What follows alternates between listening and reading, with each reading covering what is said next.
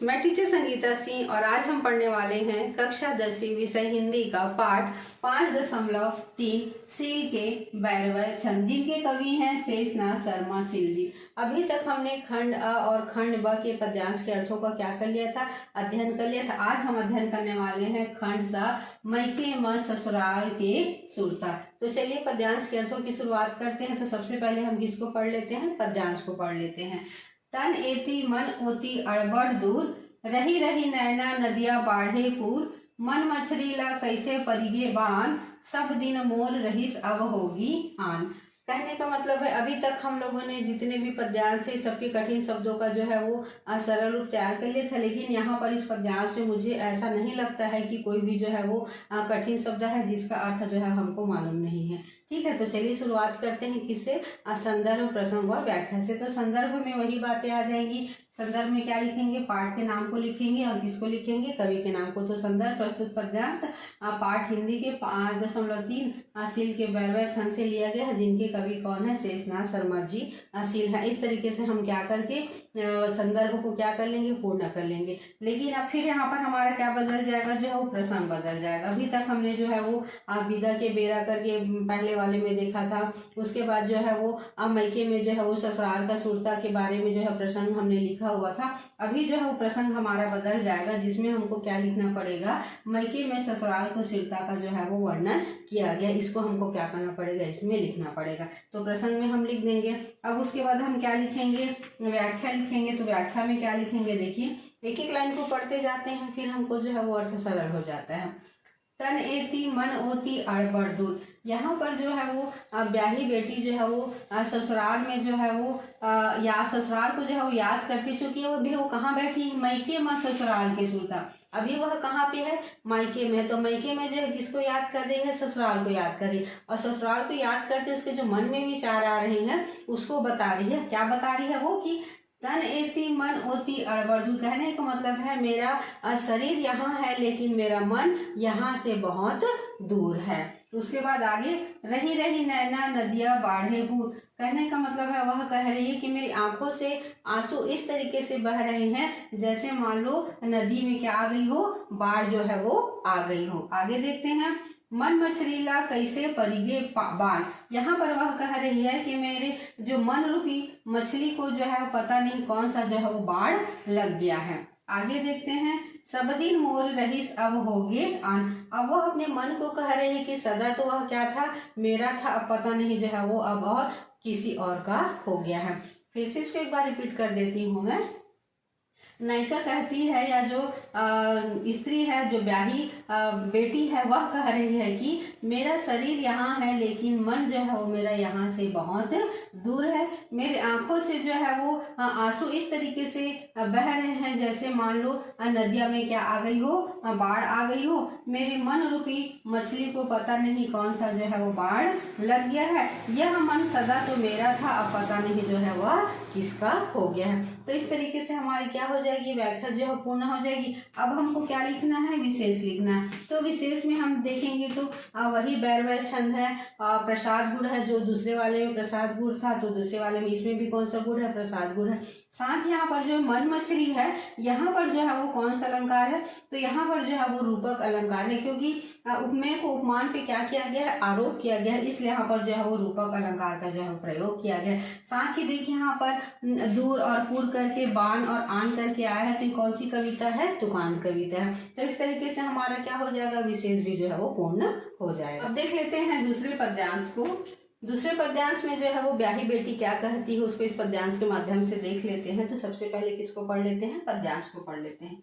मन मछलिया धार के उल्टा जाए, हरकेला मन बैरी नैच भाई, मुंह के कौरा काबर उगला जाए, रही रही गोड़ फड़क थे काबर है। फिर यहाँ पर क्या कर लेते हैं हम लोग, जो है वो कठिन शब्दों के जो है सरल रूप तैयार कर लेते हैं। तो यहाँ पर जो एक शब्द आया है हरके करके, तो इस हरके का सरल रूप होता है मोड़ना,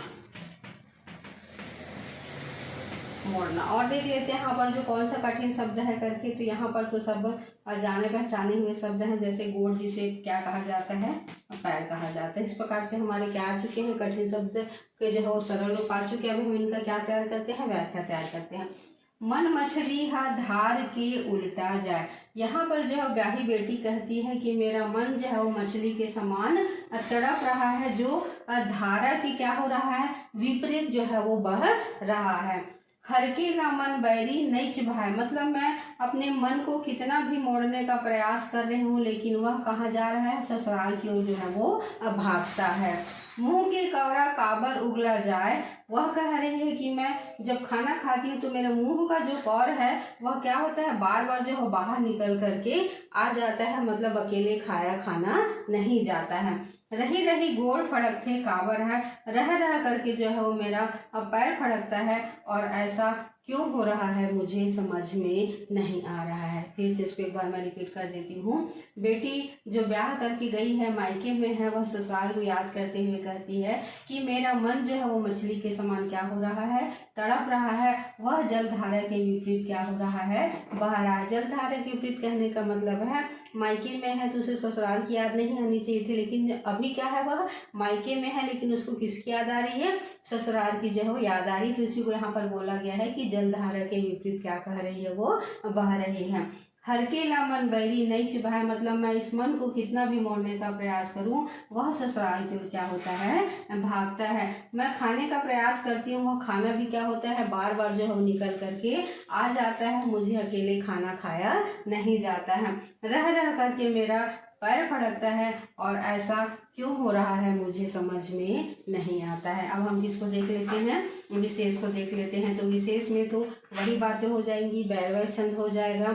सामान्य तरीके से देखते हैं तो भाषा क्या है, सरल है, असहज है। एक बात इसमें और है, यहाँ पर जो है वो अवयोग श्रृंगार रस का क्या किया गया है, प्रयोग किया गया है। यहाँ पर जो है वो बेटी किसको याद कर रही है, ससुराल को याद करके दुखी हो रही है, इसलिए यहाँ पर कौन सा श्रृंगार है, अवयोग श्रृंगार रस है। साथ ही यहाँ पर और कौन सा जो है उसको देख लेते हैं, मन मछली। तो मन मछली में मैं पहले ही बता चुकी हूँ कौन सा अलंकार है, रूपक अलंकार है करके। तो इस तरीके से हमारा क्या हो जाएगा, यह पद्यांश भी जो है वो पूर्ण हो जाए। तीसरे पद्यांश में मोर नगरिया पावत होही घाम, बैरी बादर तय कस होगे बाम, थका आही पाही घरला उदास, कैसे तोरा करही बुढ़ी सास, कैसे डहर निहारा और लखथे लाज, फुंदरा वाला बजनी पन्ही बाज। इसमें बहुत सारे कठिन शब्द हैं, उनके हम क्या कर लेते हैं, सरल रूप तैयार कर लेते हैं। तो यहाँ पर जो कठिन शब्द है वो घाम, तो घाम का सरल रूप होता है धूप। बाम, बाम का सरल रूप होता है विपरीत। साथ ही और देख लेते हैं कठिन शब्द कहाँ पर है, तोरा। तोरा का सरल रूप हो जाएगा प्रबंध करना, प्रबंध करना। डहर का सरल रूप होता है रास्ता। और देख लेते हैं कोई कठिन शब्द है क्या, तो यहाँ पर बजनी पन्ही। तो बजनी पन्ही चमड़े का एक जूता होता है जिसको पहनकर चलने पर क्या होती है, आवाज होती है, जिसे क्या कहा जाता है, बजनी, या मतलब पन्ही कहा जाता है, क्योंकि बजनी पन्ही मतलब जो आवाज आता है, और पन्ही मतलब क्या होता है, जूता। तो इसीलिए जो है उसको क्या बोला गया है, बजनी पन्ही करके। अब हमारे पास जो है वो कठिन शब्दों के जो है वो सरल रूप आ चुके हैं। तो चलिए अब इनकी क्या करते हैं, व्याख्या तैयार करते हैं। मोर नगरिया पावत होही घाम, यहाँ पर जो ब्याही बेटी है वह जो है वो ससुराल को याद करते हुए कहती है कि मेरे पति क्या कर रहे होंगे, धूप में जो है वो नागर चला रहे होंगे। बैरी बादल तय कस होगे बाम, वह जो है वो बादल को दोष देते हुए कह रही है कि बादल तुम मेरे दुश्मन के समान जो है वो क्या हो गए हो, विपरीत दिशा की ओर चले गए हो। थका आही पाही घर ला उदास, जब वह घर आएगा और मुझे नहीं पाएगा तब वह क्या हो जाएगा, उदास हो जाएगा।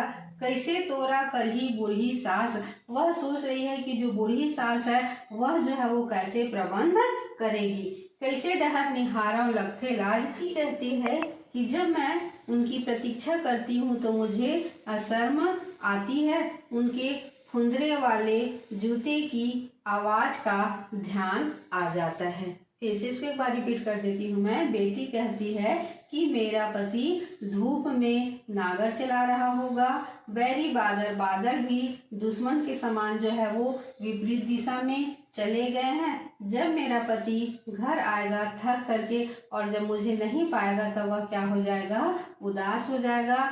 बूढ़ी सास कैसे सारे प्रबंध को करेगी, और जब मैं उनकी प्रतीक्षा करती हूँ तब मुझे जो है वो शर्म आती है।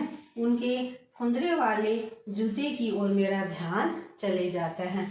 तो इस प्रकार से हमारा अर्थ क्या हो जाएगा, कंप्लीट हो जाएगा। और हम अब किसको देख लेते हैं, विशेष को देख लेते हैं। तो विशेष में सबसे पहला बात तो पूरे जो पाठ में उसमें कौन सा छंद है, बैरवै छंद है करके। उसके बाद जो है इसमें देख लेते हैं बैरवै छंद के साथ ही जो है वो कौन सा अलंकार का प्रयोग किया गया है। तो यहाँ पर जो बैरी बादर है, यहाँ पर जो है वो रूपक अलंकार का प्रयोग किया गया है।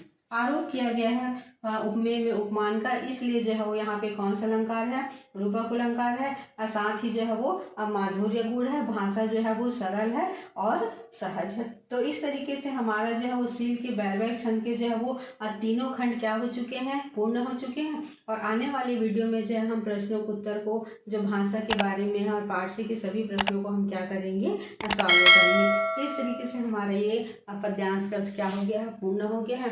अब आप लोगों को मेरा वीडियो पसंद आ रहा होगा तो like, comment, share and subscribe कीजिएगा।